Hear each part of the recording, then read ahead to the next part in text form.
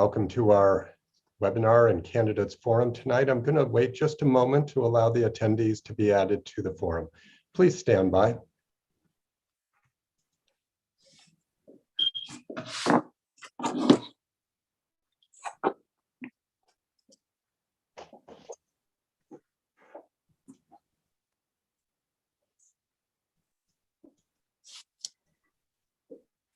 And while we're waiting, for anyone who prefers Espanol, we have a button at the bottom of the Zoom screen for interpreter.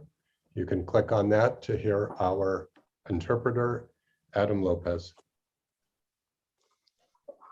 Okay, we'll go ahead and get started. Good evening, everyone. Tonight, you're going to hear from the candidates who are running in the special election in Oxnard for City Council District Number 2.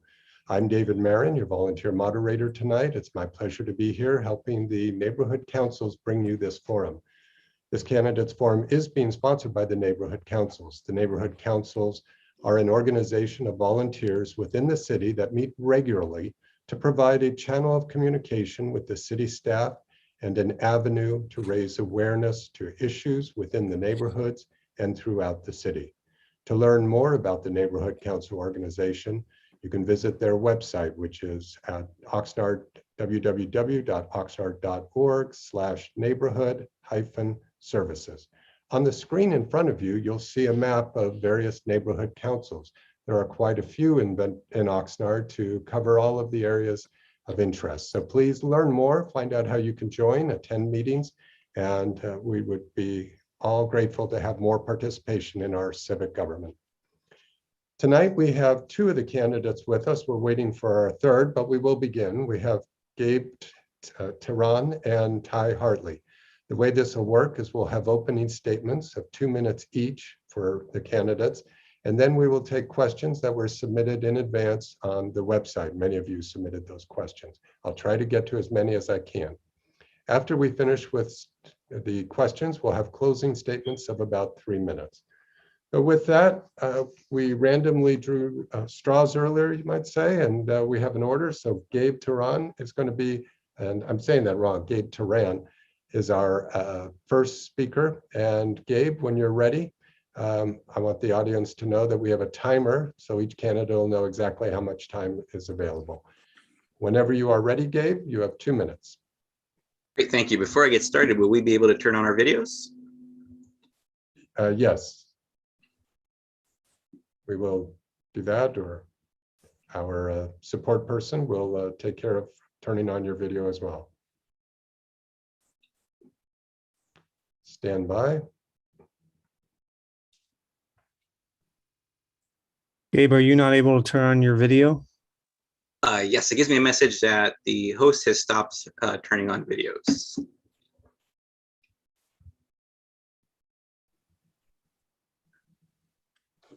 Try now. All right, there we go. Thank you very much. All right, I'm ready to get started. Thank you, Mr. Marin. Good evening to my fellow Oxnard residents, members of the public, and members of the Inter-Neighborhood Council organization. My name is Gabe Tehran, and I am currently the appointed council member for District 2.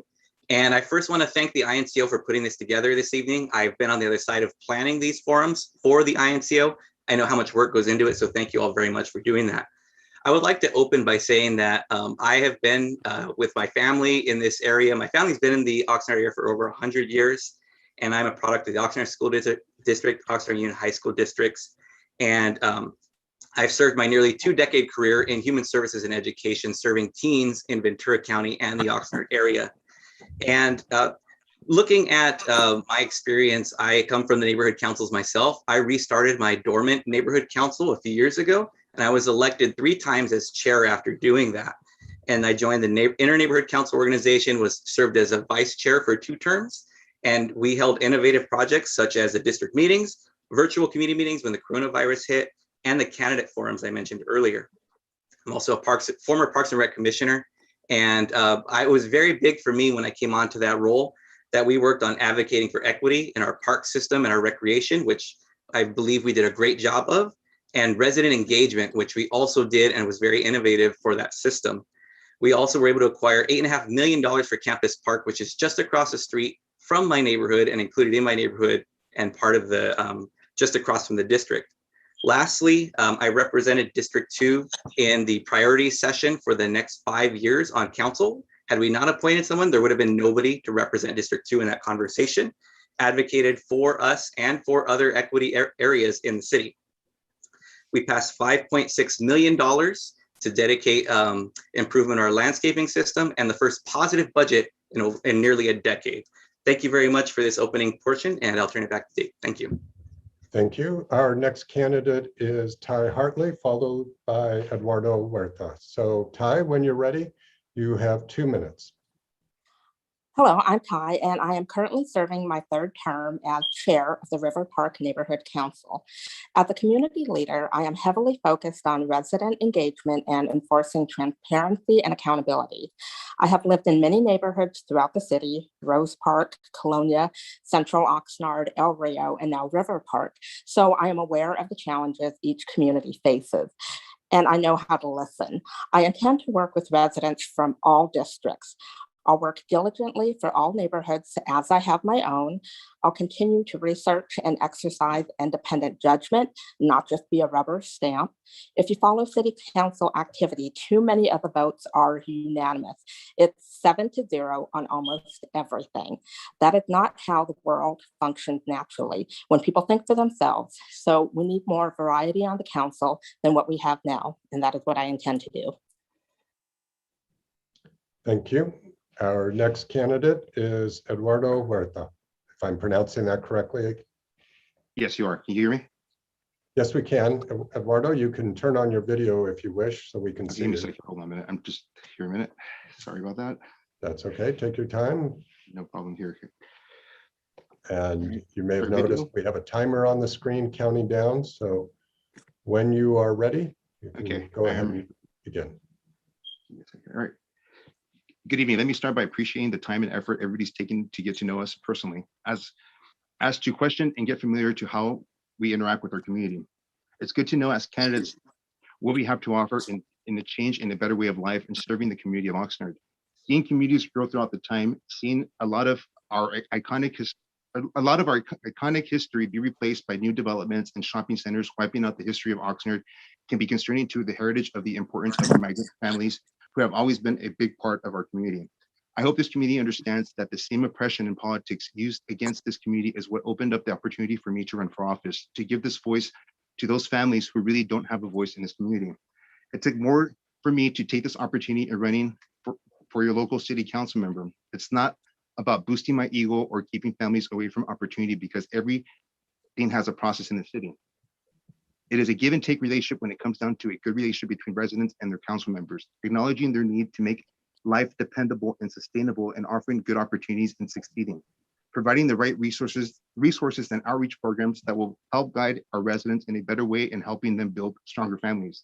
Living in the city with high rent costs and not much jobs offered, and still have to drive outside the city of Oxnard to move away after living in Oxnard for more than 25 years due to bad city management is what's hurting the heritage of our community, especially our young families who count on extra support and a good economical system where all families can survive and have a normal way of life, at the cost of taxpayers' money straining our low-income and middle-class families, forcing them to move out of the city.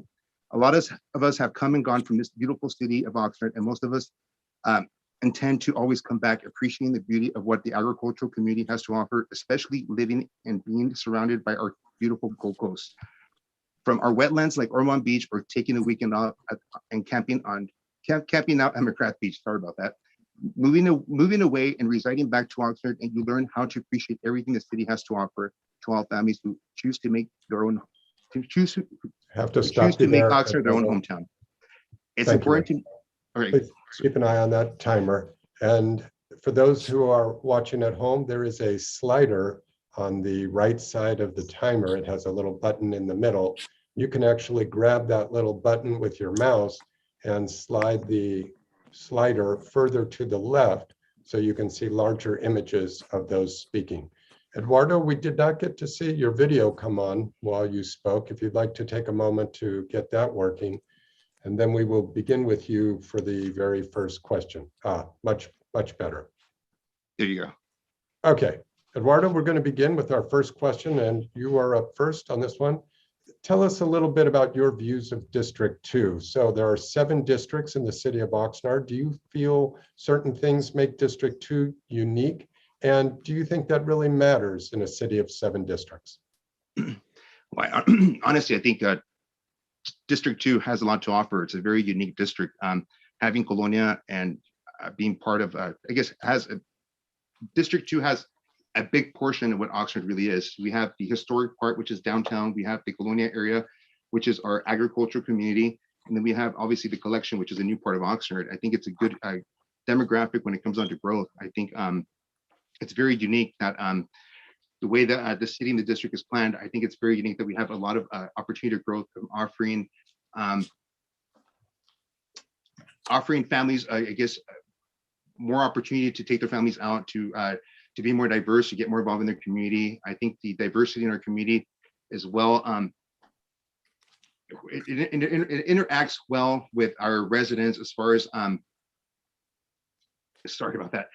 It interacts well when it comes down to our residents here living in the downtown area, and when it comes down to the exterior parts like the Colonia area and the collection. These are very important areas of our city. This is pretty much where most of our community forms. Let's see, it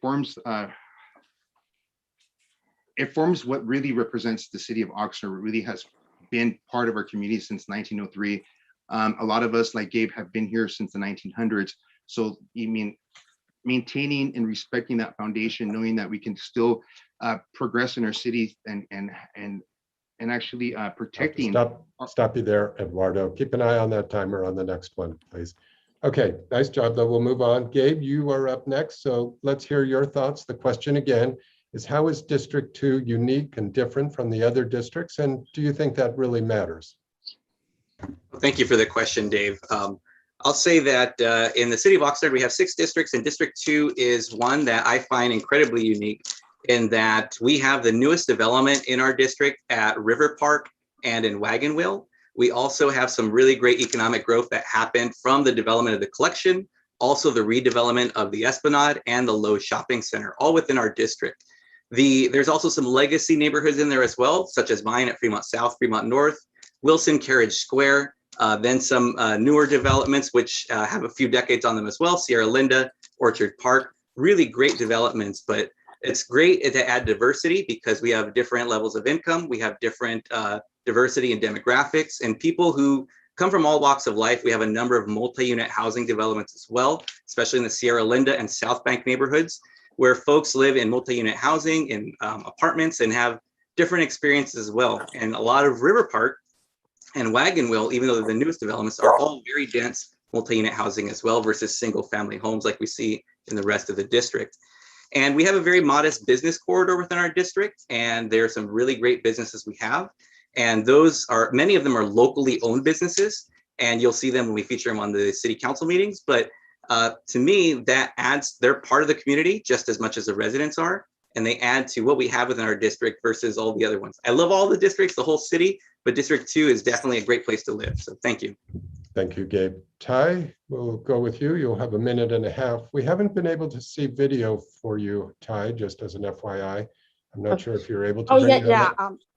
Ahead of this, I was having difficulties, so I'm dialing in by phone. I understand. Okay. When you're ready, Ty, the same question to you. How do you think District 2 is unique or different from the other districts, and do you think it should matter? Yes, there are obvious differences in the district, but we're all managed by the same council. So we're impacted by the council members elected in each of the other districts. Anything that my district needs is done, has to get votes from the council members in other districts. So yes and no. District 2 has a high percentage of residents living in special districts, which we pay extra taxes, the Melrose. So that is a hot topic for River Park and Wagon Wheel. And we have 2 others that are LMDs. But I also think residents in the south end of town also don't get their fair share of their money's worth. So I will be attending to their concerns as well. Let's see, the harbor neighborhoods have unique issues as well with water quality, but everyone on the council has to work on all of these issues. Okay, thank you. And we're going to begin with you, Ty, on the next question.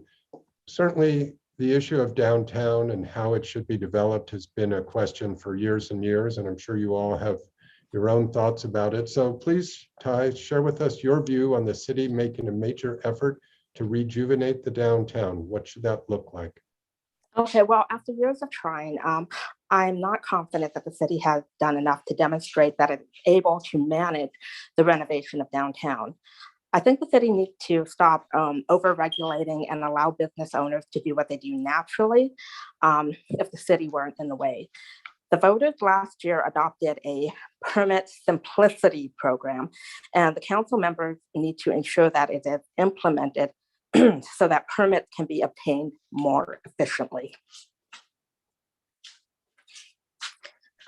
Okay, thank you. Ed, do you prefer Ed or Eduardo? You're on mute. Ed's fine. Thank you. Ed's fine. Well, okay, Ed, same question to you. What's your view about the city making an effort to rejuvenate the downtown? What should that look like? Well, I think there's a lot of potential for downtown Oxnard. I've lived in here for 10 years and actually born and raised here in the city of Oxnard. Seeing a lot of the new development happening here in downtown area and knocking on doors when I was collecting signatures, a lot of the residents were very unhappy. I guess a lot of people are comfortable with the way the downtown area looks. I think they would probably expect more recreational parks, more activities, I guess, for seniors.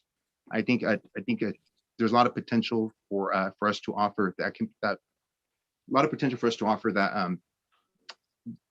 that part of the community of the developing the downtown area. Like I think the concentration of how we dump the money on the exterior sides of our city, I think we should be more concentrated on how we can make the historic part of our downtown area more of the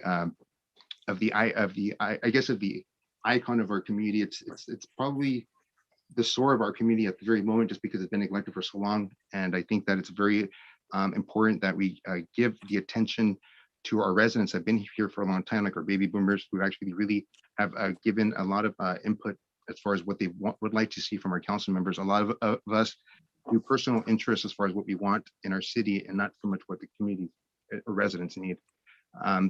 We have a lot of seniors here, and I think our seniors need a lot of access to this downtown area, and I think it's something that we have to work on for them. Okay, thank you. And Gabe, we'll wrap up this question with you. What are your thoughts about downtown? Should it be rejuvenated, and what would that look like? Thank you very much for the question. Well, it should absolutely be rejuvenated. What is the alternative? So I would look at downtown development as one of the most important things we need to look at in the core of our business, our central business district. And the city actually has engaged business owners, and the business owners are part of the group that guides what's happening downtown. And really looking at the future, we have to think very three-dimensionally on it, where the idea for downtown is to create mixed use developments where we have businesses on the first floor and housing on the subsequent floors and multi-story developments. We want the downtown area to be walkable, bikeable. The Oxnard Transportation Center, we're going to invest in the 4th Street corridor to make that a safe, beautiful walking distance from Oxnard Transportation Center to downtown. Campus Park, as I mentioned earlier, has $8.5 million dedicated to it to develop it as a park. I'm hoping that folks can imagine three-dimensionally downtown, Campus Park, Oxnard Transportation Center, all developing concurrently. So that way those things will draw not just the people who live there to do things downtown, but people from outside of Oxnard to come here, spend money, have dinner, go to a show, go to Campus Park and recreate, just hang out there. And that's what's going to help revitalize not just downtown, but that area, and that'll have a ripple effect on our local economy as well. So I hope folks can look towards that as we continue with these plans for downtown. Okay, thank you.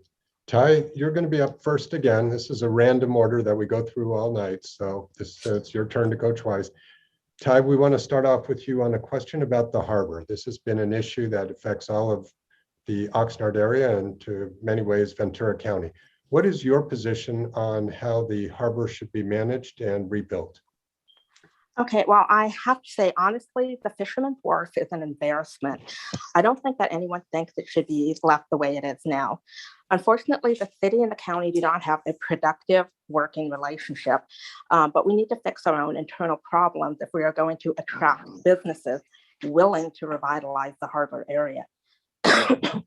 Partially due to the city's making it difficult for small businesses is to come into Oxnard. We're going to continue to struggle. Let's focus on fixing our process so that when a project is approved, businesses can open.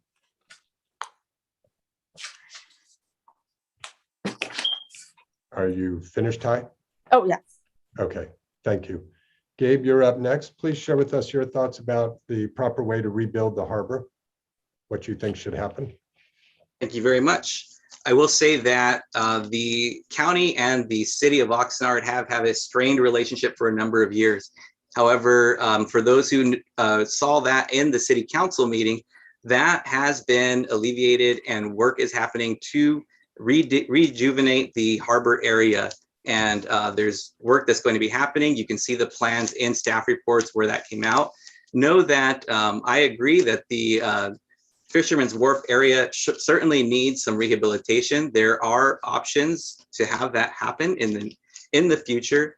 But I will have to say that the relationship between the county and the city of Oxnard on this specific topic is actually improving, showing that we are moving forward with this. And city council just had an item come before them to do a vacation of an area at the end of Peninsula Road to help move these projects forward.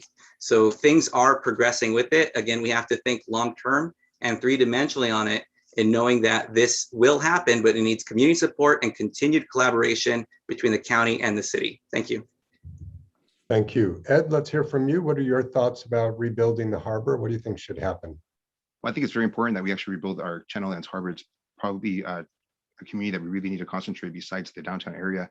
I personally was there this weekend at the Fisherman's Wharf. I actually had some fish and chips, and it's kind of sad to know that a lot of these restaurants that are there, that've been there for a long time, are actually leaving due to high rent costs. So I think revamping and redeveloping these areas, making it more of a, I guess more of a clean up the area, developing and fixing the structures and adding a little bit more, I guess, more landscape, making it more warm to families, as well as I know that they're concentrating on working on the old Wellstail building. I know they're going to be doing that into a part of the Maritime Museum as well. So I think it's perfect that we actually make it more inviting to families. I think it's time that we actually revamp that area, rejuvenate the harbor. It's part of my childhood. I used to go there a lot. I used to take fishing trips. I used to go down to Silver Strand, ride my bike to the harbor. So not knowing that these areas are not there for us to, to take our kids out or families out, it's actually it's hurtful. It's part of our community. It's Oxnard. If you don't fix our beach community, what is Oxnard? I think Oxnard's known for its beach and its Channel Islands Harbor.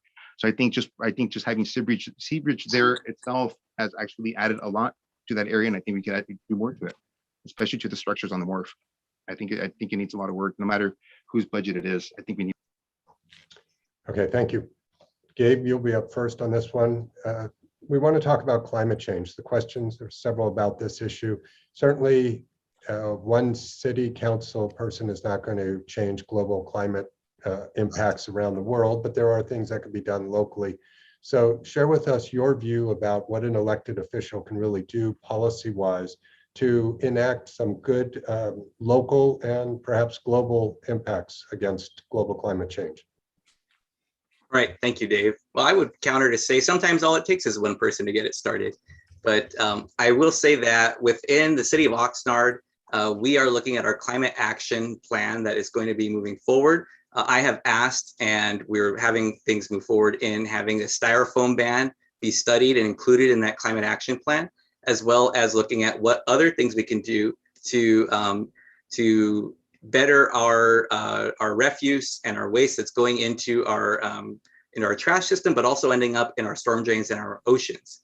For climate change itself, any number of things that we can do, there's no one thing we're going to do that's going to solve that problem. We have to do multiple angles to address this. And that starts with our council putting support forward on things that will help that out. You'll see on the next council meeting that there's an agenda item for a resolution on HR 2307 to do an incentive program for adding fees to fossil fuels use, and that would force the industry to pay dividends to residents as part of the fossil fuels fee that comes forward. And that's just one thing that we're looking at considering support in a number of issues that we can do, or resolutions or actions we can take to lay our mark and leave our thumbprint on changing climate change, making a positive impact on climate change moving forward. Thank you. Thank you. Ed, same question to you. What are the policies that you would try to enact if you were elected to the City Council to help deal with global climate change? You're on mute, Ed. And we'll go ahead and start. Sorry about that. I think global warming is very important to our community, especially since we're actually on the coast.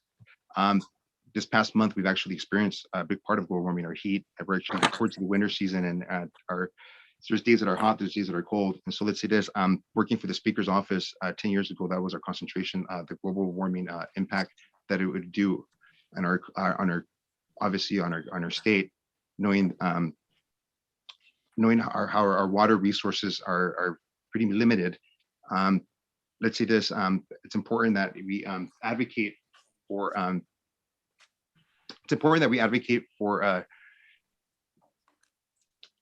I'm so sorry, guys.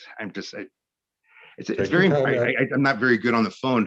This whole Zoom thing, I'm very good in person, but I'm not used to talking to a screen, guys. So it's very important. I think global warming, seeing the impact it's taking on our earth, it's taking on our families. It's just noticing how important it is to recycle, how important it is to take in consideration the environment.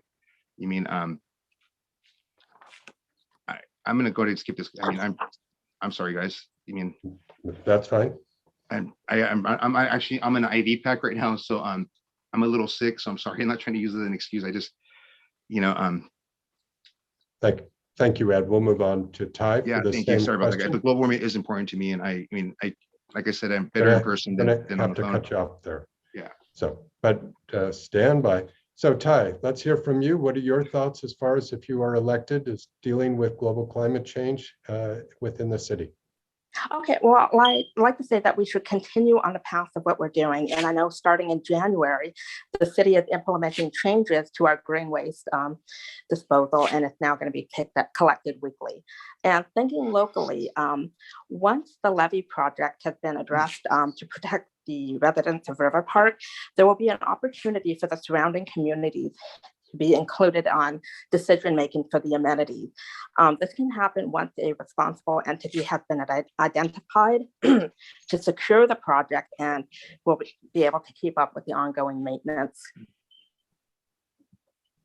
Thank you. Okay, thank you, Ty. Candidates, let's move on and let's learn a little bit more about you, your background, your qualifications. Ed, you're up first on this one. So Ed, share with us what you think some of your unique qualifications are that make you the ideal candidate for District 2. Well, working for the Speaker's office and working voter registration programs, knowing voters one-on-one, knowing that not every vote counts, but a vote does count when you really sit down with your constituent and really talk to them. It's important. And so my strategy of really dealing with public is really listening to people, really actually getting myself involved in community outreach. I'm a loud person. I'm very dramatic. I can cause a lot of attention to myself, and I think it's good when it comes down to the line of work that I do. Working for the Speaker's office, I used to do a lot of outreach for public events, organizing events for seniors, town halls, mailers. I mean, I know what it takes to really, let's say if we had a problem in our city, let's say if we wanted to let's target global warming, I could concentrate on the demographics of the city, seeing what we can offer as far as resources, as far as packages as far as what kind of resources we can offer the city in reference to global warming and whatnot. As far as my history goes, I used to work for the Speaker's office, and this medication is really killing me, guys. I can't believe it. I just started medication today.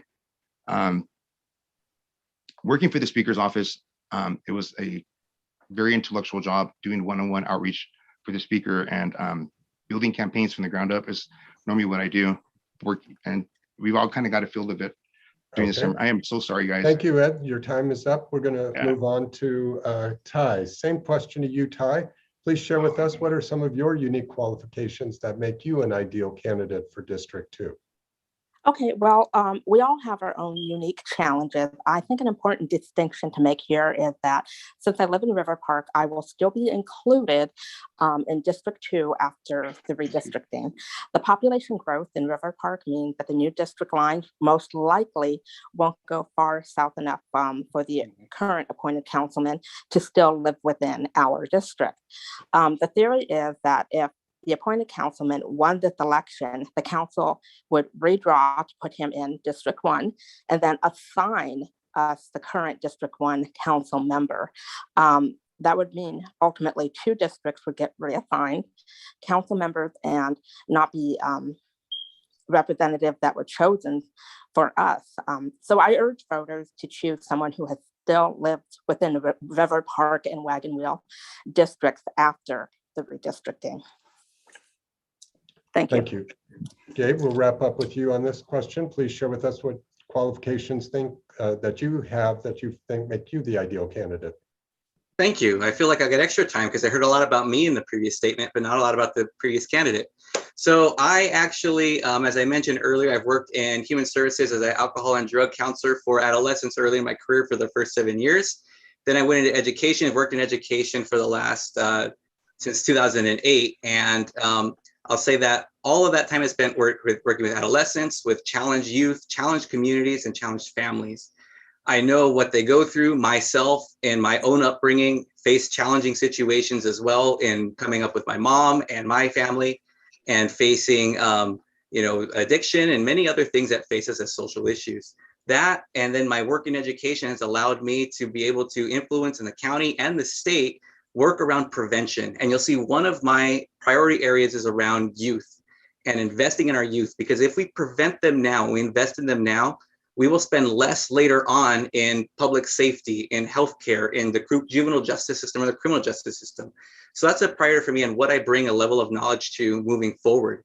And I also want to say that this engaging people through my work has absolutely translated to the work that I do through the neighborhood council system, the INCO system, through Parks and Recreation, and now as a council member. And one example of that is me holding these council conversations with a council member event, something that it sounds like is a first for a council member to go out to the community, engage with people in the community setting, hear what's going on, and work with them to address those issues that bring forward. Thank you. Thank you. Gabe, we'll start with you on the next question.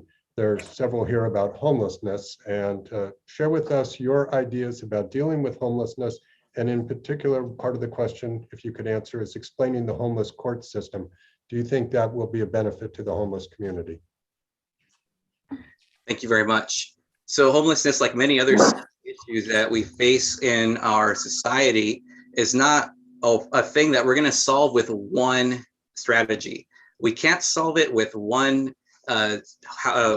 shelter. We can't solve it with a safe parking program only. We have to have multiple things that are offered. And right now, we are hitting it at multiple angles where we have a shelter, which is currently in my neighborhood and has been for the last 20 years. We have a proposal for a new facility, which will be multi-stories, has services on the first floor, shelter on the second floor, and permanent supportive housing on subsequent floors, knowing that that will be a $1.5 million investment for a $34 million facility. The city and the taxpayers are only responsible for $1.5 million of that. I advocated for a safe sleep program at the request of many residents. We were able to dedicate funding for that through our American Rescue Plan funding, and you'll see that coming through capital improvements to a site to have that happen in an efficient way. And we're also looking at, or we have the Vagabond or the former Vagabond site, which is being used right now for programming and permanent supportive housing as well. That is in District 2, and I've worked closely with residents in that neighborhood, just as I did in my neighborhood when I was neighborhood council chair, to ensure that programming was a good neighbor and hold them accountable and make sure that program is great for the participants and great for the community. Thank you. Thank you. Ty, you're up next on this question. Share with us your thoughts about how to deal with homelessness issues and your thoughts on the homeless court system.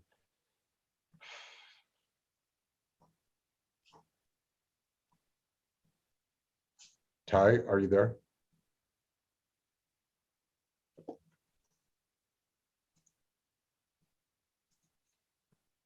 You may be on mute, Ty, if you want to unmute. Oh, hello, can you hear me now? Now we can hear you. Did you hear the question? Okay, so I'm guessing you heard nothing. Okay, that I said. That I'm aware of, the courts are administered by the county and not the city. And ordinances that have been implemented are not intended to harm them, but rather protect them and the community. So by meeting with these people one-on-one, they are matched up with the best available resource for them. Thank you. As far as the rest of the question about dealing with homelessness, would you like to answer any of that?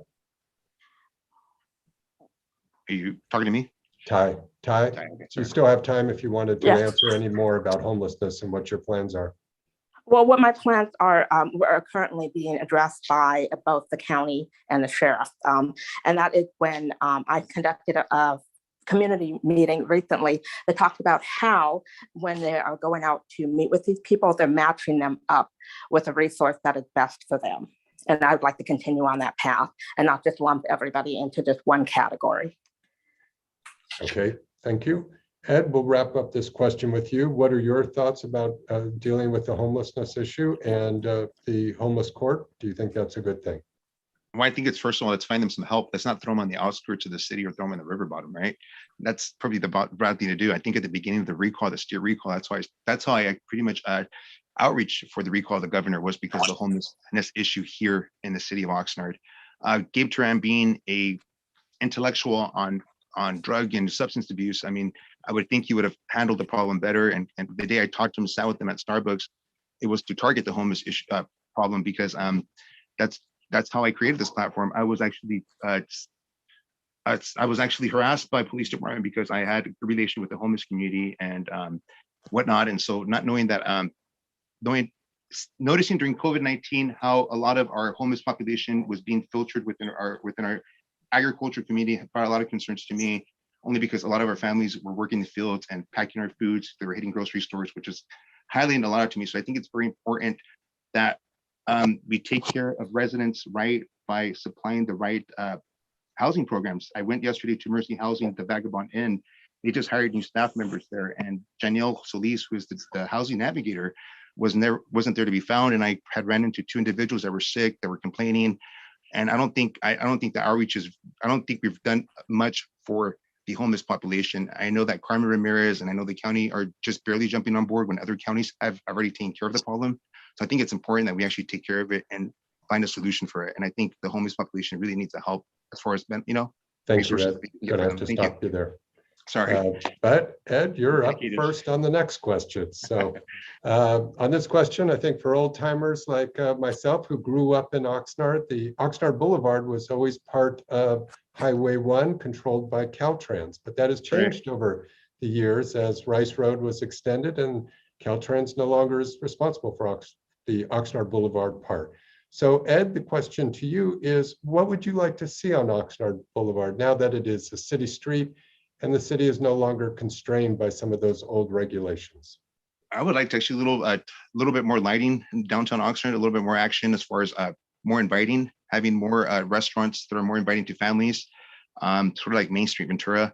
I think it's a big part of our historic. I think it's a big part of our history. If you look at our pictures, we used to have all the lemon fields alongside Oxnard Boulevard back in the days in the 1950s, and so I think it's always good to maintain that same visual site, knowing that we still have a lot of work to do with a lot of these old buildings. But I think it's bringing new growth, new businesses.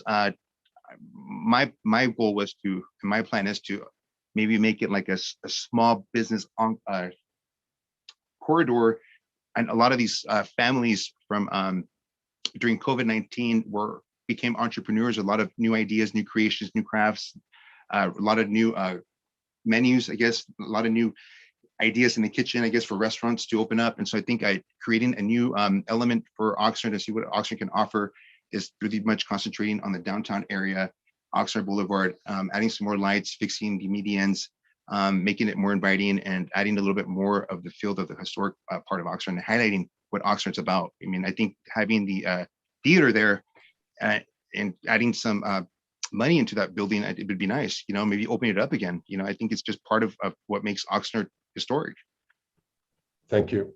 Thank you. Let's see, Gabe, you're up next. So share with us your thoughts about Oxnard Boulevard. What you think should happen now that it is controlled by the city? Great, thank you, Dave. I will actually agree a lot with what Mr. Huerta has said. Increased lighting would be great. Beautified landscaping would be great.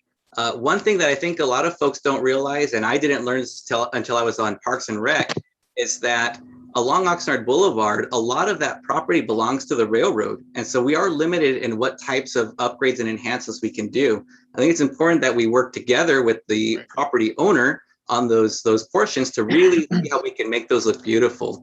And I'll point to New Los Angeles Avenue in the city of Simi Valley, and Los Angeles Avenue in Simi Valley, where very similar setup to Oxnard Boulevard, a train track parallel to a main corridor, an arterial road, but they have these trees that line it that blocks kind of the view of the railroad, and it looks really nice. It kind of blocks trash from getting spread all over the place.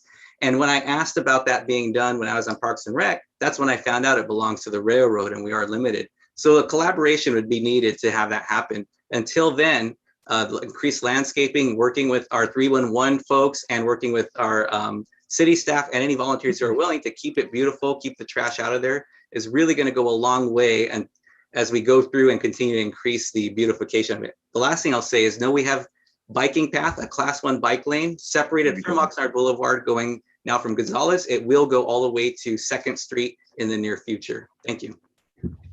Okay, thank you. Ty, you're up next. What are your thoughts about what would you like to see happen on Oxnard Boulevard?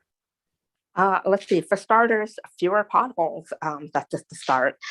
Safer conditions for drivers and pedestrians, and that's in addition to everything that was previously mentioned. Thank you. Okay, thank you. Ty, you're going to be up first on this next question. So the city of Oxnard is the largest city in the county, and it's important for the city and the county government to work together. Do you have any ideas about potential partnerships between the city and the county that might help address some of those challenging issues facing Oxnard? Yeah, the homelessness and vagrancy.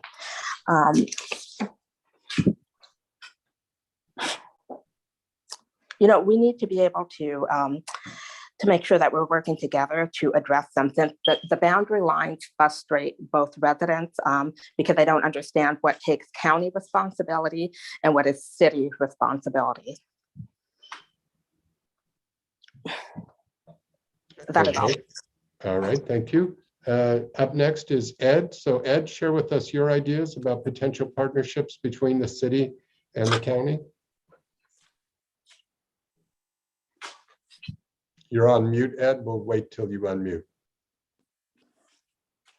Well, first of all, it's developing a good relationship with obviously the supervisor that's in charge of our district, making sure that we outreach for every resident in the concentrated area, and making sure that the voice, both sides of both concerns depending on what we're working on. If we're working on a development or a park or something for the community, it's always good to have input from everybody working on the matter. So in other words, I'm trying to say is that just maintain a good relationship with the county in regards to, for example, like right now we're working with the county with the Fisherman's Wharf in the harbor, making sure that we allow the residents in that area to share their concerns of what we have planned for certain areas or what certain developments, and making sure that their needs of the community are respected as far as if it's a residential community or not,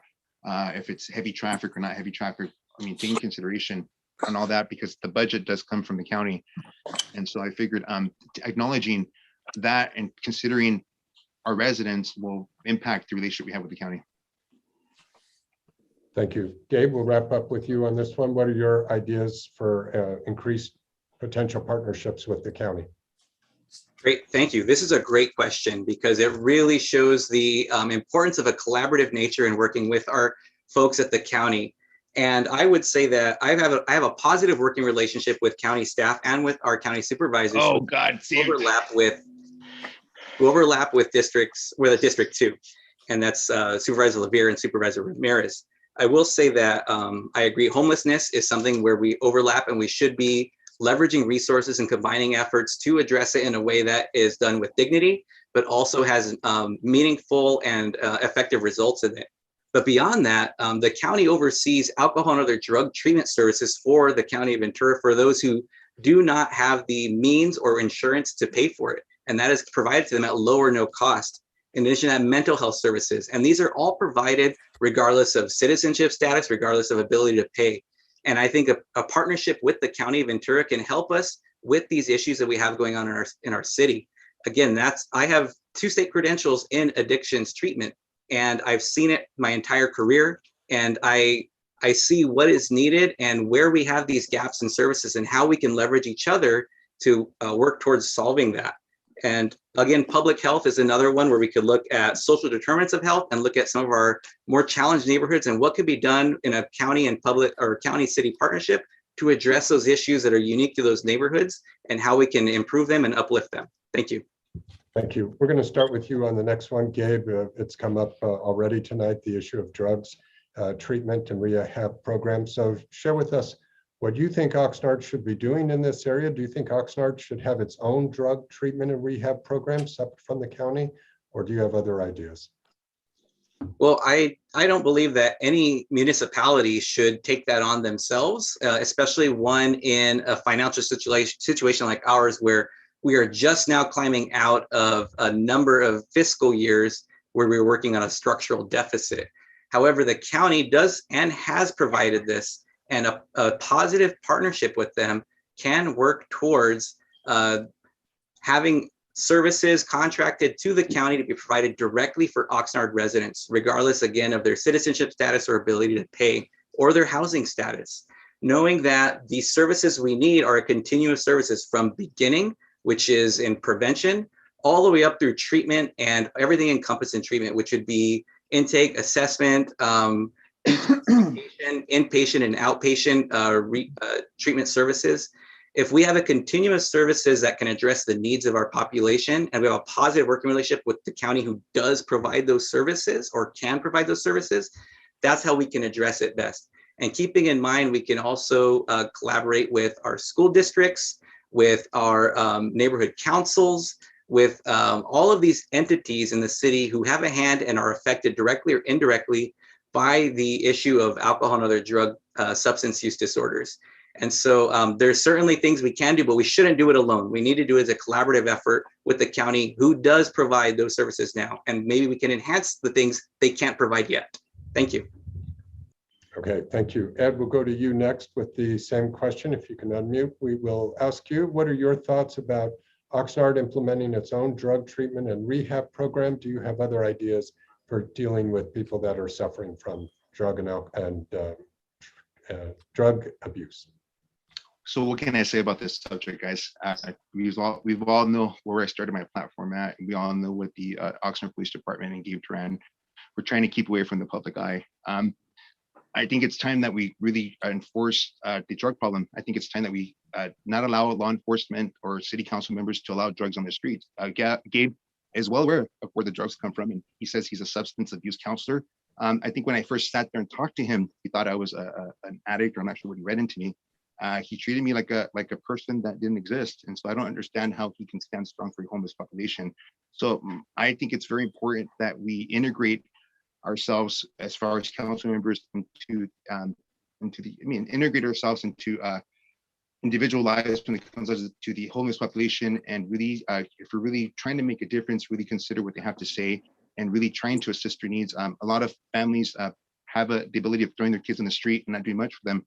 Well, if we're going to take that responsibility of really helping them out and making them successful, is really providing a good resource center, a good rehab program, where we have good counselors, a 12-step program that we can have families interact with their loved ones, so we can avoid the continuous drug and homeless population. I think it's a very delicate issue targeting the drug population and the homeless population, but it's a very the city really does need to involve itself, and I think Oxnard should be offering our community members that opportunity. Thank you, Ed. Ty, we'll move on to you now. As far as same question, do you feel that the city should start its own drug and treatment program? What are your thoughts about dealing with drugs in Oxnard? No, I don't think the city should implement its own drug treatment program. This is not a subject for bureaucrats and red tape. This impacts the person's mental and physical health. The city has shown that they have a hard time maintaining these services effectively and efficiently. So this needs to be left to the experts. Thank you. Thank you, Ty. We're going to start with you on the next question. So within the District 2 boundaries is a proposed sports park at Oxnard Boulevard and Gonzales Road. What would you like to see at that sports park? How would you like to see it develop, Ty? Well, you know what? I think this impacts the residents that live around it, so they should be the ones weighing in on this the most. However, I think that is just one facility that should be added. We need to look into having multiple recreational facilities throughout the city so that people have a variety and something close to their home. And again, residents in those areas need to weigh in on what they feel is best for that neighborhood. Thank you. Thank you. Gabe, we'll go to you with the same question. What do you think should happen with the sports park site? What would you like to see? All right, we're gonna reset the timer. Yes. All right, cool, thanks. All right, so thank you. The sports park at the corner of Oxnard Boulevard and Gonzales is something that I advocated for as part of the American Rescue Plan funding. I spoke with the neighborhood council chair from West Village, Mr. Michael Gleason, about it when I saw it was early on in that list. And really what ended up happening is there was an initial listing of that being a baseball complex or a baseball and softball complex, which I heard from members of the community said, well, why are we only doing baseball? Or that's not a good place for baseball, from people who advocated for baseball. So as part of that discussion in the American Rescue Plan funding discussion, I asked that that be taken back to the residents, with West Village being one of the main folks at the table, because their Quimby funds were used to purchase that property nearly 20 years ago. And so the idea now is, let's put this amount in their hands, in the hands of the community, excuse me, so that way they can come up with ideas, come up with a design, and then we go to phase 2, where that design is workshopped out. We see if we use more American Rescue Plan funds for that or some other source of funding. So that way it's truly a ground up design and development with the neighborhood councils, with those who advocate for sports, with the Carriage Square neighborhood, who is in District 2, who would love to see additional baseball facilities there as well. This goes back to my Parks and Rec days. We need to take it to the community, to the residents, to have them included in that and have their voices heard on what they think should go there. Thank you. Thank you. Ed, we will go to you for the same question. You can unmute and share with us your thoughts about what should happen with the sports park proposed for the Oxnard Boulevard Gonzales Road intersection. I think that decision should also be left for community members in the neighborhood. I know that a couple weeks ago, or about 3-4 weeks ago, I do know that there's parks needed for recreational activities, and I do know that that lot's been sitting there for a long time, and I mean, there should be some use for it. But I also know that parking is an issue. It's in the middle of residential areas, and also believe that since it's in a residential area close to a school, I think it's important that residents do have a word of what they really want to do, and if they would want to have a park there, I think it's useful for residents, and I think it's useful for the community. But like Gabe and Ty said, it's really up to community members to make a decision on that. But I think funding for the park, there's a lot of ways of creating funding, for programs like that, or parks, where the city doesn't have to do much or spend a lot of resources on campus parks like that. Thank you. Thank you. Ed, we're going to start with you on the next question. Rather than the policies, let's step back and hear from each candidate about your priorities. If you were elected, Ed, what would be your maybe top 2 or 3 priorities, and how would you try to get those accomplished? First of all, is build the new relationship between the city staff and constituents, letting them see the great change in the city, advocating the change. Also, I would concentrate on my concentration would pretty much be our senior centers, our senior communities, making sure that these facilities that are housing these seniors are up to date. I think it's important that we take care of them, as well as our youth, making sure there's a lot of youth programs, activities for youth to keep themselves active and involved, away from drugs. I think during COVID, we saw that there was nothing much to do here in the city. And so I think that's something to highlight. Homeless population is my concentration. I just read a comment, and before we even concentrate on making downtown area look nice, just concentrate on the homeless population. I think that's my biggest concentration on my agenda, is making sure that that we can assist them in anything we can do, and find the resources outside of the city, using county resources to make sure that we can help them get a job, or find a place to live, or even if they need some type of substance abuse counseling, making sure that we can actually assist them, because I think it's important that we show and reflect the love that we have for citizens like them. And I think that's that's pretty much everybody's concentration right now. Over COVID, we've seen that population grow a lot, and a lot of us are at risk of becoming homeless. And so I think it's good that we actually jump on board and concentrate Ed. on. Have to Thank you. stop you there. Sorry. Ty, same question to you. If you were elected, what would be 2 or 3 of your priorities, and how would you get them accomplished? Okay, let's see. It's responsible spending for Measure E to be inclusive of all neighborhoods, so everybody should have an opportunity to weigh in on the services. Crime, vagrancy, and homelessness would be my second, and ensuring our parks and roads are well maintained. As for the why, we are all entitled to live in a well-maintained city. Thank you. Thank you. So we will wrap up this question with you, Gabe. Please share with us your 2 or 3 priorities if you're re-elected, and how you'd accomplish them. Great, thank you, Dave. So my 3 priorities: 1 is restoration of city services, not just from the previous cuts of previous fiscal years, but also in recovering from the coronavirus economic impact. 2 would be investment in the effective and culturally appropriate programming for our Oxnard youth. 3 would be equity for all residents, not equality, equity, because there are many communities who have been underserved or have had deferred issues come up for them, deferred maintenance for decades, especially in our parks system. And that's just indicative of previous administrations or previous city managers who ran things differently. And I want to say that, going back to it, so restoration of city services is my first priority. We've already accomplished a portion of that. We dedicated $5.6 million to restoring our landscaping in the areas that saw the most devastation from reducing that amount, because we had to, because we were bringing in less money than we were putting out. We had to, unfortunately, right size our budget, which meant we were getting less services in our landscaping. Investment in effective and culturally appropriate programming for youth. That's been my career for the last nearly 20 years. I've researched it. I know what's effective. I've worked directly and done ground floor work, not just been at the state and the county level doing this. I've been in the classrooms with those folks. And lastly, equity, as I mentioned, it needs to be done in a way that's fair for the residents and neighborhoods that have not received those services like others have. Thank you. Thank you, Gabe. We're going to start with you on the next one. It has come up, this LMD, which is the landscape maintenance districts within the city of Oxnard. We have several questions.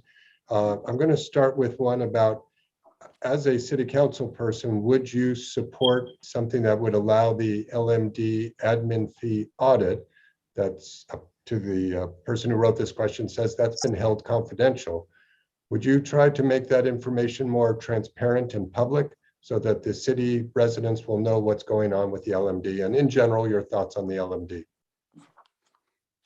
Well, there's 2 questions there. First is that report. After it was mentioned, I did ask to review it, and there was a process to do that, which is understandable because it's a confidential document. I have reviewed it, and I would certainly invite discussion among the council members again to see if that is something we would make public. After viewing it, I have to say that I'm not really sure what all the big deal is about. So I would absolutely allow that discussion or push for that discussion to happen. As far as LMDs, those are unique to their neighborhoods. I cannot say here, I think we should dissolve them. I think we should increase them. That's unique to each neighborhood. And I'll say that within the LMD system, there are some neighborhoods who did not have what's called an escalator built into that. And what that means is that we have some neighborhoods that have been paying $88 a year for their landscape maintenance district since 1987 or 88. $88 went a lot farther back then than it does now. And so those are real conversations and decisions that those neighborhoods, those communities will have to make. That's not for me as a council member to make.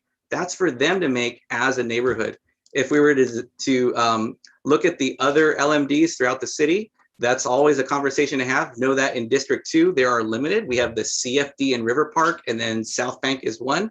But the neighborhood like mine, Chris DeConis, Fremont North, all the older neighborhoods, we don't have special districts. So thank you very much.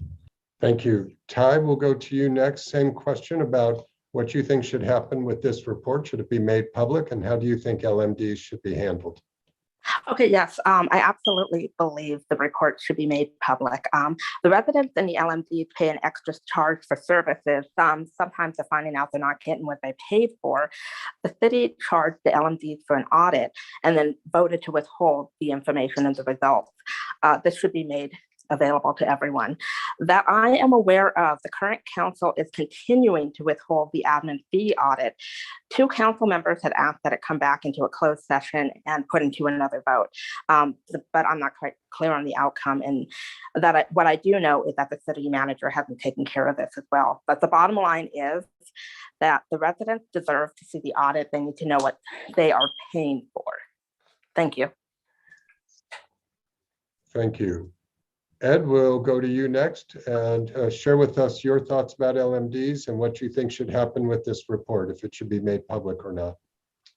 I think it should be made public. I think it's only right. It's the taxpayers' expense. I think it's only right for them to know where the money's going, where it's coming from, and what it's being used for. I've attended several meetings with Gabe, and it's always a budgeting issue. They don't know where the money went, where it's at, and they're always reflecting and call the city manager, asking questions. And I think that I think when you're holding city council meetings and people are asking questions when it comes down to budgeting and whatnot, I think it's always good to have the answers right away and not refer them to city manager. And I think Gabe should agree on that, it should be made public. If we're going to start fresh and rejuvenate all areas of our district, I think it's time to make things public. I think it's only right to actually reinstate that trust that Gabe says that he wants to reinstate with the public. And I think it's only right for us to make it public.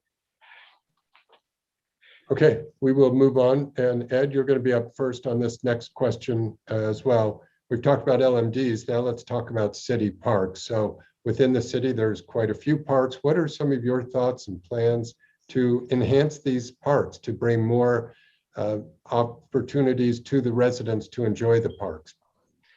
Well, I know that about 3 or 4 weeks ago, ISO was having issues in finding a location to play soccer. And I was actually trying to help them out, trying to advocate to see if anybody was willing to, in the city, help them out. And I guess they were able to find a location. So my idea was to open city parks to recreational activities like soccer games, baseball games. Also, we all know the activity center here at the community Lions Park here in Oxnard off of Hobson Way. My idea is to creating these. My idea is to sort of have like an activity center built in these parks that are attached to neighborhood council meetings. Also, these activity centers would also house, I guess, like a daycare program that would tie into our HUD programs.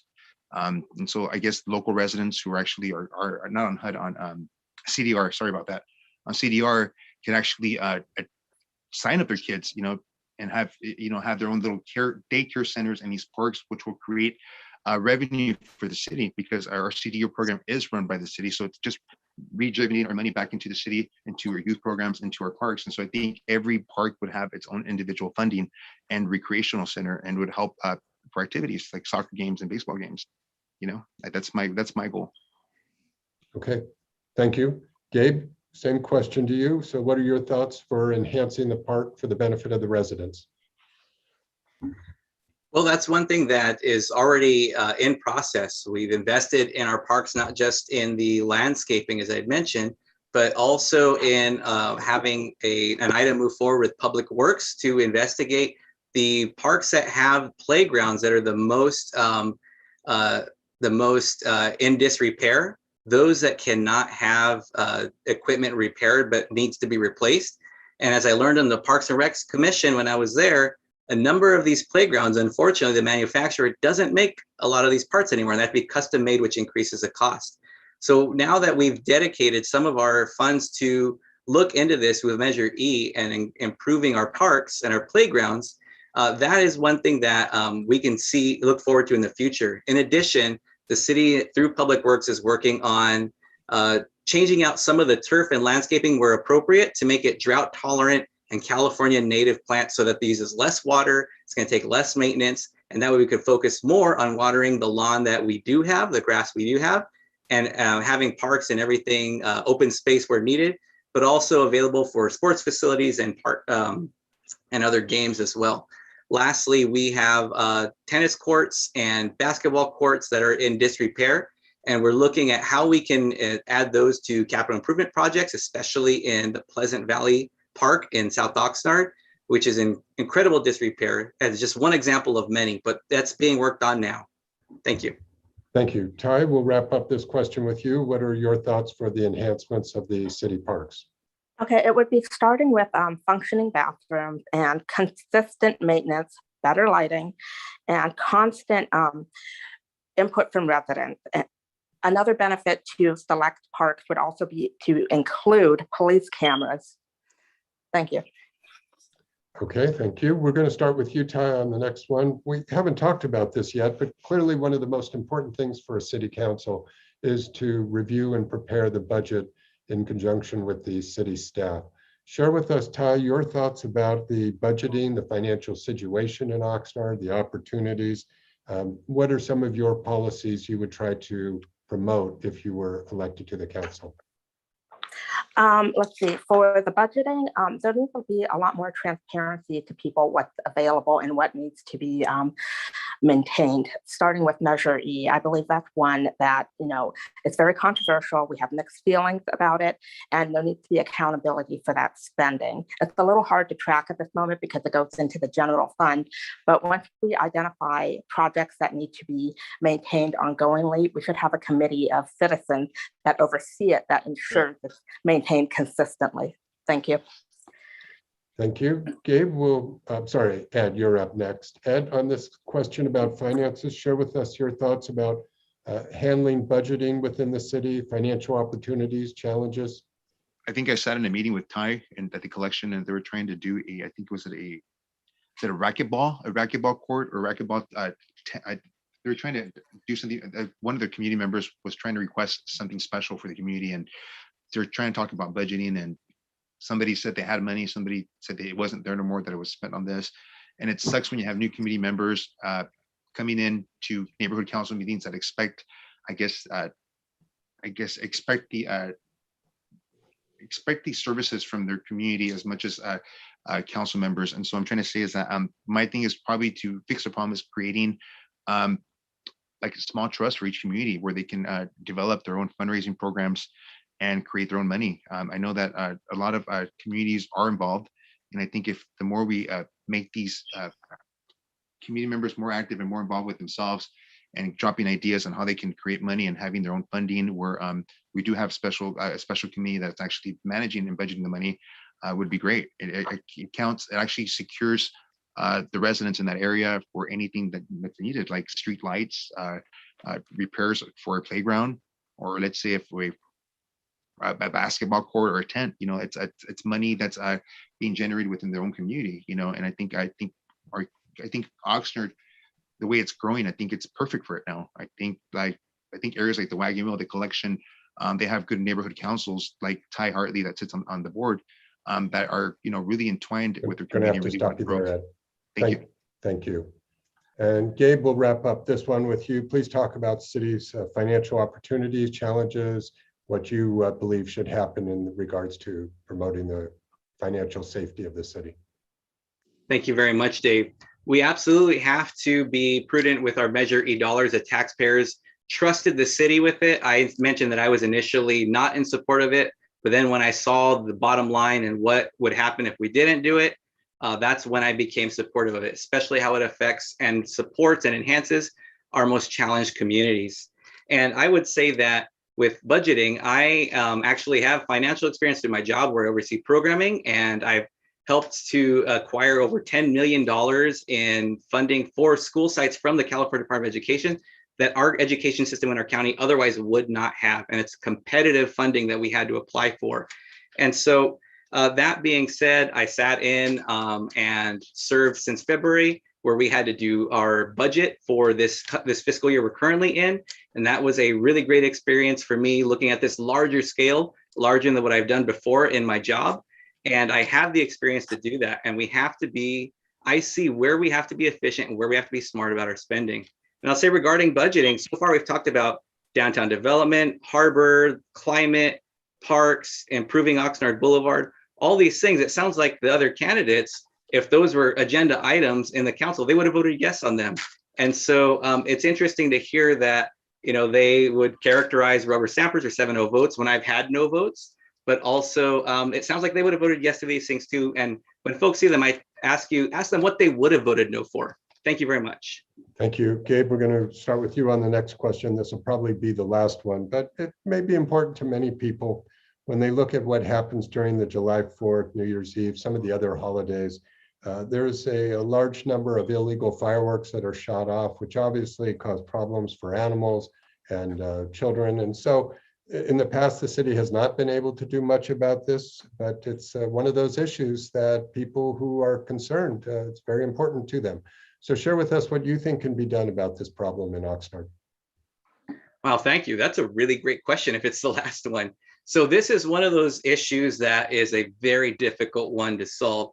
There are not enough bodies and not enough fines that we can give out that would probably ever eliminate it completely. And I will agree that during 2020 with the coronavirus, it was probably the worst year of fireworks that I've ever experienced in living here nearly my entire life.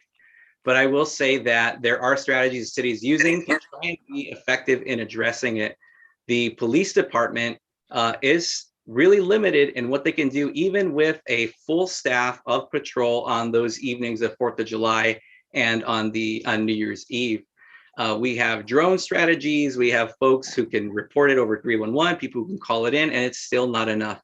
Really, it's going to take an education campaign. One thing that I suggested moving into next year for this summer, where we possibly have, I've done videos in the past, and you engage residents by having them see the effect it has on our veterans, on our pets, someone who will be able to share what that is, but share it with somebody who is a proponent of fireworks and maybe has received a citation, and to have them understand and have a genuine conversation about how that affected somebody else in a negative way. And hopefully others will see that and be able to understand and empathize with what's going on. And hopefully that can help reduce, in addition to the enforcement actions we've taken. Thank you. Thank you. And Ty, you're up. No, I'm sorry. Ed, you're up next on this question. So Ed, share with us your thoughts, what you think the city can do or should do to reduce illegal fireworks, not only on the 4th and New Year's, but other times during the year. I think first of all, I think it's find another way of outreaching to prevent people to actually get the urge to doing it, even though it's exciting to light a firework, right? And so thinking about mental illness and our military and obviously our pets and trauma, those who suffer through trauma. I think starting like an outreach program probably 2 or 3 months prior before 4th of July, sort of advocating, maybe like a commercial or advocating the effects that it has on a person that can suffer that can suffer some type of mental strain from a firework noise or some type of loud noise, and just kind of finding another way of outreaching for community members that are actually bothered by the fireworks. I think that we can't take away that. We can't pretty much enforce that as much because it's part of our democracy. It's part of the way we celebrate our democracy. But at the same time, it's a respectable thing that we respect our neighbors and love our neighbors and just and make sure that we acknowledge those who are suffering with that traumatic illness. And obviously the fireworks shouldn't the fireworks shouldn't be going on all year. But I think it's important that we find a solution for it. I mean, I think citations can only go so far. So find a way to stop the restraint and enforcing it and making it stay law, it'd be nice. Thank you, Ed. Ty, we'll move to you for this final round on this question. Please share with us your ideas about reducing the level of illegal fireworks within the city. Okay, I want to say this is a tough issue to tackle because I'm not aware of any city that has completely solved this issue. However, I have heard that the creation of an app similar to 311 that would allow for instantaneous reporting with GPS tagging and uploading photos. This would be available year-round. However, heavy monitoring around the prime holidays would help. And we would also still need to continue to push out the police department reporting hotline and email. Thank you.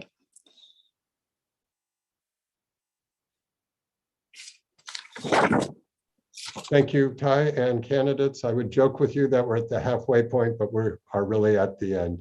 We are going to begin with closing statements. This will be in the reverse order as it was earlier. For the closing statements, each candidate will have 3 minutes. Ed, you will go first. So when you're ready, 3 minutes. First, so I just want to say thank you for everybody for giving me the opportunity to speak today. I mean, I probably wasn't very good on first how good I can be as your candidate or elected official here for Oxnard. I just want you guys to please consider how I started this platform and how I was able to find a solution for a lot of the problems our local community and residents have faced here in the city of Oxnard for the past 20 years of fiscal issues.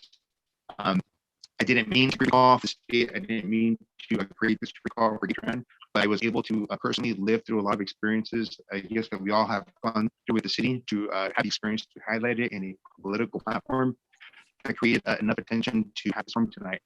So I hope that you guys understand that my speech doesn't defer of how an intellectual can be in the community and get involved. I think it takes more than just being, it takes really dedication, time, effort, and knowing the system, knowing the resources that are available for community. It's been 20 years of horrible city council members and mayors for us here in the city of Oxnard. And it's funny how it took less than 3 or 4 months, let's say from June to now, to really fix it all. And nobody today wants to fix it all. And today we have people trying to credit himself as the nation. I gave the help of a lot of staff in Sacramento, constituents that did vote for you. We all do this as a group, and it's kind of sad to say that you want to not credit a lot of us tied that city council seats to our neighborhood council meetings to really help you do your job better. So I hope everybody understands that. If you guys like me, I will consider every member of the community in every way I can.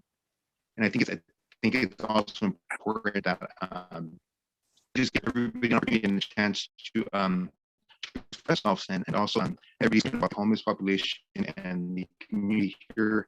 And so I'm interested that I'm doing my very best and make sure that we find a solution for us on the streets. I know it's sad to see them panhandling or, we see them drinking at city parks, and we all have different opinions, but it's always good to love your neighbor and, and sit down and talk to see what's going on. And two out of three people you sit down and talk to, you really make a difference in their lives, and they really do get up and actually make a difference in their lives. And I think it's just time for us to really highlight the needs of the community, and just hopefully that I get that opportunity to really express how much good I could do and be as your representative for the city of Oxnard. And thank you. Thank you. That was our candidate, Ed Huerta. We'll now move to our next candidate, Ty Hartley. Ty, you have 3 minutes when you're ready.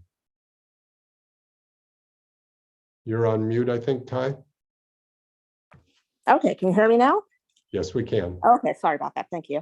As you can tell, I am not a politician. You can tell because I don't keep talking to fill all the time I'm given, which gives me more time to listen to you. On the Oxnard City Council, I'll work to implement solutions for addressing public safety, crime, and vagrancy and homelessness, making Oxnard more business friendly and creating local jobs, revitalizing downtown Oxnard, restoring Oxnard Boulevard and Saviors Road as the main artery, cleaning up parks and public landscaping. I'd be honored to serve as your representative and continue to advocate for Oxnard residents. I ask for your vote, and you may get more information on me and my campaign at ty4oxnard.com. Thank you. Thank you. And we will wrap up with our next candidate, Gabe Turan. Thank you very much. Thank you again to the INCO for putting this together for us tonight. I've dedicated myself to this role since being appointed in February, and I will say that It was ultimately a unanimous vote from the city council after major community support from call-ins and emails during that council special meeting. My experience before council and my experience since makes me well suited to continue this role, and I hope to have your vote because of that. I've proven that I can, and I have a proven record of working with and enhancing services by working with the staff and residents to do this, to make that connection, to bridge that connection. I'm incredibly responsive to residents. People reach out to me from other districts to get help, and I'm more than happy to help and be inclusive of my fellow council member colleagues in addressing these issues. I've also been big about informing residents about what's going on, giving them information so they know and they're informed of what's happening in their local city government. And I am very transparent. I encourage folks, go to the city clerk's portion of the website and look at my campaign documents to see all of my donations. We have our campaign first election, pre-election report there that's required by law to be submitted by September 23rd. You'll see mine is there. And the next one is due in just a few days. You'll see that as well.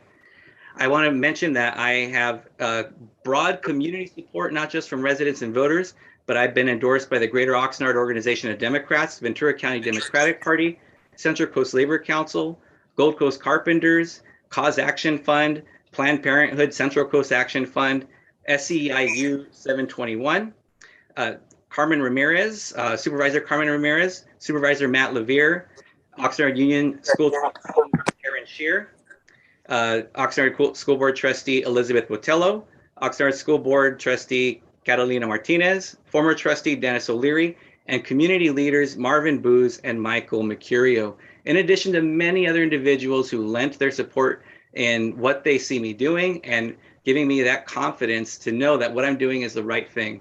I said this early on in this process, that I am here to serve the community. I've already proven that I do that in the work that I do through my job. I've done that in the volunteer work I've done through Neighborhood Council, INCO, and through Parks and Recreation. And I have done this with the community in mind. My community, our community is what's most important to me, and our well-being, and bringing up this city to be as great as I know it is and as great as it can be moving forward. So I humbly ask for your vote for the District 2 special election. My website is gabeteran.com, GABETERAN.com. You can find out more about me, my priorities, and what I've done there. And I want to thank everyone again, and thank my fellow candidates as well for joining us tonight. And I just hope that everybody will go out and vote. Thank you very much. Thank you, candidates. For the audience, I'd like to share with you a couple of important pieces of information. Those of you who are registered in District 2, you will be voting on November 2nd. So you can return a ballot by mail, you can vote in person. Another important date is October 18th. That's a Monday, and that's the last date to register if you are currently not registered. There are several ballot drop-off places around the city, and you can mail those ballots back, no postage required. One of those drop-off places is the Ventura County Credit Union in the collection, 691 Town Center Drive. That's indoors, so you have to make sure you go when they're open. The Oxnard Public Library is another location. And if you are in Ventura, you could drop it off at the County Government Center as well. There may be other places as well. There is a voter information guide that has been distributed by the city that has additional information. And on behalf of the neighborhood councils, I'd like to thank the three candidates for participating tonight. Thank the audience for all of the wonderful questions. I'm sorry I was unable to get to all your questions, but I think we learned at least some information from each candidate. With that, we'll go ahead and say good evening. Thank you all, and don't forget to vote November 2nd.